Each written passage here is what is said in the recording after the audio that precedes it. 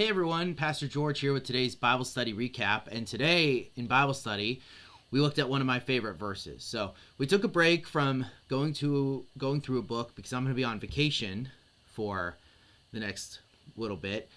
So I won't be able to start a new book, and I think it's wrong to start one and then just take off. So what we did is we looked at one of my favorite passages from the Old Testament, which is from the first chapter of Isaiah. Now, I love this. What we looked at today was chapter 1, verse 1 through 20.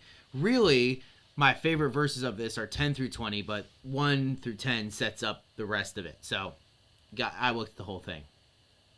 Now, you might say, well, Pastor George, why is this your favorite? Well, as a pastor, one of the things you deal with quite a bit, and even if you're not a pastor, if you've been in church for a long time and you've ever been part of the team that helps put things together, or you ever put your passion into a project or something like that, you realize that a lot of people complain.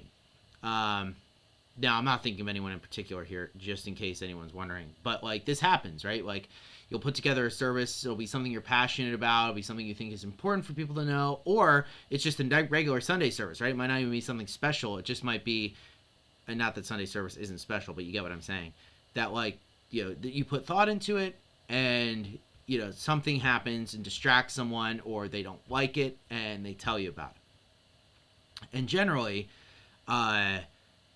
this is something that I consider a good teaching moment for someone. And so I have these little cards that I got made, printed up for me at not Costco, Office Depot, and I hand them to you. So if you ever complain about worship, you might have already seen one of these. I'll come up to you and I'll hand you this card. And all it has is the verses on it.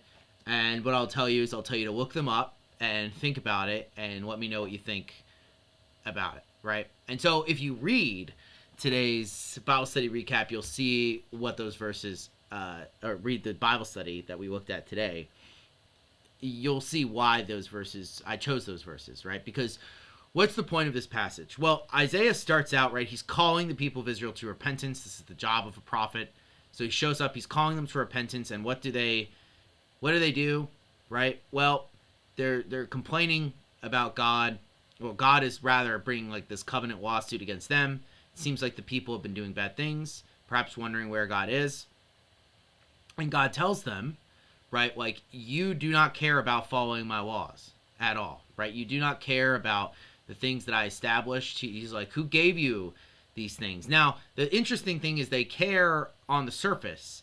So this section that I assigned here, right, this 10 through 20 is the second part of this. So the first 9 verses is laying out the beginnings of this kind of covenant lawsuit, if you want to say, right, to say that Israel has broken its covenant. God is saying that that's happened.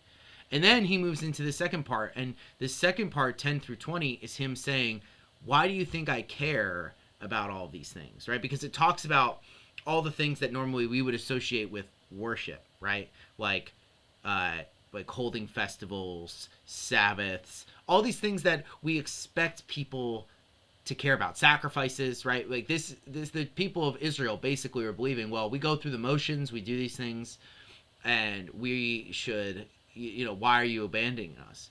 And because God's saying, like, at the end of the day, I don't care about your sacrifices or your festivals or anything like that, right? He established them, but the reason, he asks ironically, like, who gave you those, right? And the idea here is he did.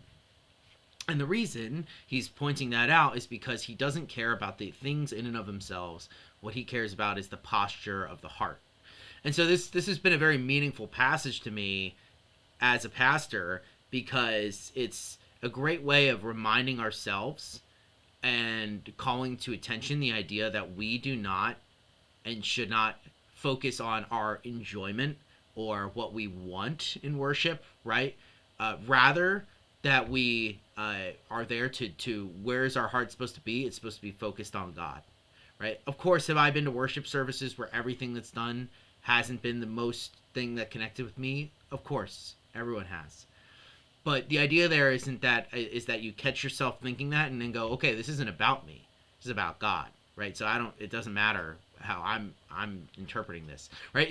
I think this is really important, especially for today in this culture where everything has to be catered to people And I think that one of the powerful things about the Bible and powerful things that God reminds us is that, he loves us. He wants that relationship with us, but he's not going to cater to us, right? This isn't the George show. This is the God show, and I'm here to help him, right? That's the important part of it. So that's what we talked about today. I'm going to be on vacation next week, so no Bible study recap, no a new thing tomorrow, and I will see you guys in 2 weeks here. So have a wonderful rest of your Wednesday. Peace out.